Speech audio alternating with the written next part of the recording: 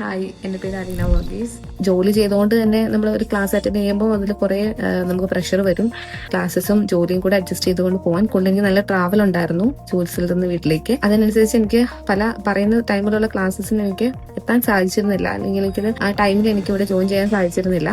Madam എപ്പോഴും ശ്രദ്ധിച്ചിരുന്ന കാര്യം, നമുക്ക് എല്ലാ ദിവസവും ക്ലാസ്സസ് കറക്റ്റായിട്ട് കിട്ടുന്നുണ്ടോ, അല്ലെങ്കിൽ നമുക്ക് ആ ടൈമിൽ കിട്ടില്ലെങ്കിൽ മാഡം മറ്റൊരു ടൈമിലേക്ക് നമ്മളെ അത് എങ്ങനെയെങ്കിലും അഡ്ജസ്റ്റ് ചെയ്യും. അങ്ങനെ മാഡം എപ്പോഴും ശ്രദ്ധിച്ചിരുന്ന ഒരാളാണ്.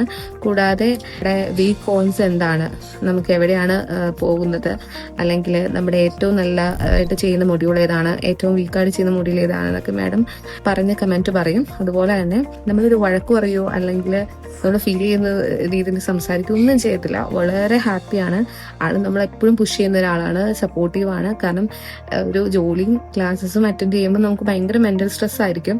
അപ്പോൾ ആ ടൈമിലൊക്കെ നമ്മൾ ഒത്തിരി സപ്പോർട്ട് ചെയ്ത് പോസിറ്റിവിറ്റി നമുക്ക് ഒത്തിരി തന്ന് നമ്മുടെ കൂടെ നിൽക്കുന്ന ഒരു മെന്ററാണ്. എന്നെ ഈ ഒരു പ്രോസസ്സിൽ ഏറ്റവും കൂടുതൽ ഹെൽപ്പ് ചെയ്തത് മെന്ററായിരുന്നു, റിജോയ്സ് മാം ആയിരുന്നു.